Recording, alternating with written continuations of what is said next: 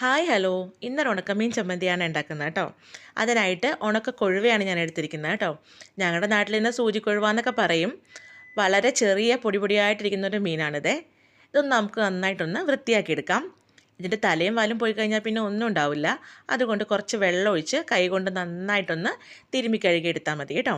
നന്നായിട്ട് തിരുമ്മി കഴുകിയിട്ട് ഇതിൻ്റെ വെള്ളമൊക്കെ ഒന്ന് ഊറ്റി വൃത്തിയാക്കി എടുക്കണം. ദേ ഇതുപോലെ കഴുകി വൃത്തിയാക്കി ഊറ്റിയെടുക്കണം കേട്ടോ. ഇനി നമുക്ക് നന്നായിട്ടൊന്ന് ഫ്രൈ ചെയ്തെടുക്കണം.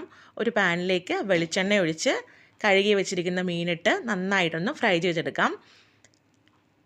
നമ്മൾ കഴുകിയെടുത്ത കാരണം ചിലപ്പോൾ ഉപ്പ് കുറവായിരിക്കും.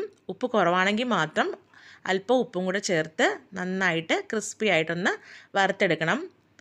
പെട്ടെന്ന് കരിഞ്ഞു പോകാൻ സാധ്യതയുണ്ട്. അതുകൊണ്ട് ശ്രദ്ധിച്ച് കരിഞ്ഞു പോവാതെ ഇതുപോലെ ഒന്ന് വറുത്ത് മാറ്റി വയ്ക്കാം. ഇനി നമുക്കിതിൻ്റെ അകത്തേക്ക് വേണ്ടത് നല്ല പുളിയുള്ളൊരു പച്ചമാങ്ങയാണേ. പച്ചമാങ്ങ ഇല്ലെങ്കിൽ വാളംപുളി ആയാലും മതി. ഇനി നമുക്ക് ഒന്ന് കട്ട് ചെയ്തെടുക്കാം. ഇനി ഇതിൻ്റെ അകത്തേക്ക് വേണ്ടത് കുറച്ച് ചെറിയ ഉള്ളിയും പച്ചമുളകും ആവശ്യത്തിന് തേങ്ങയുമാണ് കേട്ടോ. ഇതൊക്കെ നിങ്ങളുടെ ആവശ്യം പോലെ എടുക്കാം കേട്ടോ.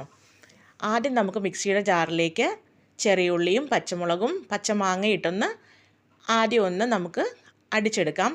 തേങ്ങ ഇപ്പം ഇടണ്ട കേട്ടോ. ഒരുമിച്ചിട്ടിട്ടുണ്ടെങ്കിൽ ചിലപ്പോൾ അരഞ്ഞു കിട്ടത്തില്ല. അതുകൊണ്ട് ആദ്യം ഇതൊന്ന് നമുക്ക് അടിച്ചെടുക്കാം. ദേ ഇതുപോലെ. അതിന് ശേഷം നമുക്ക് എടുത്തു വച്ചിരിക്കുന്ന തേങ്ങയും കൂടെ ചേർത്ത് ആവശ്യത്തിന് പൊടികൾ ചേർത്ത് നമുക്കൊന്ന് അരച്ചെടുക്കാം.